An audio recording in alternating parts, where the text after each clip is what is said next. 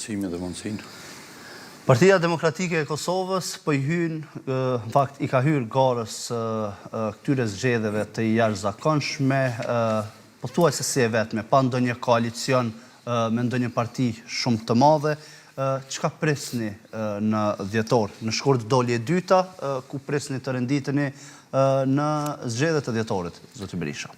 Po Partia Demokratike pothuajse ka të drejtë garoj e vetme, në kuptimin e saj, kur thotë e vetme, ka brenda saj komponentë profesionale sipas dikastereve që duhet zhvilluar shteti dhe gjitha agjencioneve, të cilët mbulojnë secilën fushë dhe vjen me një program shumë ambicioz, por i cili në realitet do të vazhdonte aty ku është ndalë Partia Demokratike gjatë procesit politik, dhe të asanoj, se kur do që vi qeveri, të asanoj stërkeqen nga këtë qeveri që se i shkaktu këti vendi që nga viti 19 e tutje, apo thënë edhe më egzakt, sepse nga viti 14 e dhe në viti 19 kanë qeveris në kombinime koalicionësh dhe ka pas dhe aty në ndonjë ngecje, kështu që do të asanoj tërësisht programi Partisë Demokratike, aq ambicioz si që është prezentuar nga zoti Homza,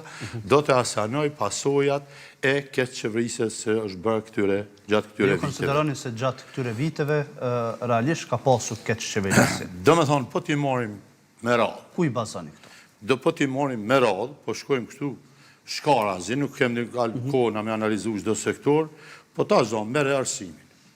Sot, ke shumë diploma dhe të gjithë trinjt që marrin një diplomë universitare nuk gjenë punë në Kosovë dhe nuk shohin perspektivë në Kosovë. Çka të thotë kjo? Sistemi arsimor është dekadent.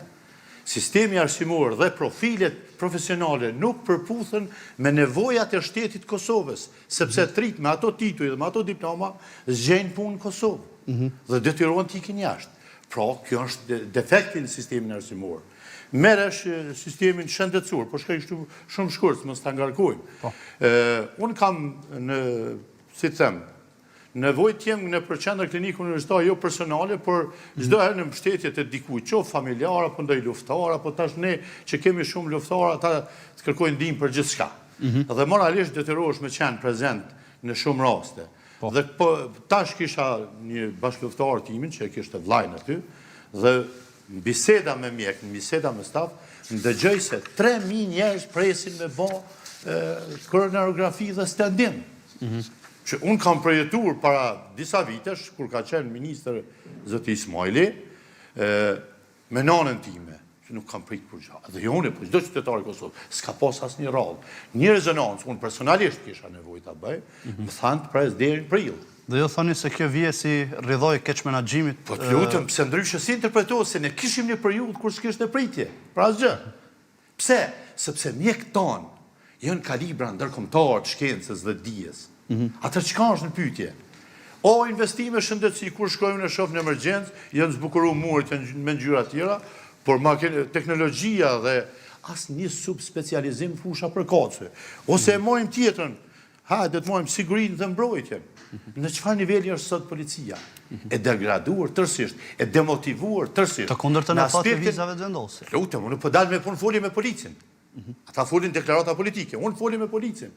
Se janë dikun në kontingjent i parë që kanë po policinë e Kosovës, janë dikun afër 6.000 njerëz nga ushtria shënimtare e Kosovës, transformim dhe kanë kaluar në policinë e Kosovës. Sa ishte institucioni i parë që krijua para forcës. Kështu që aty kanë aderuar shumica.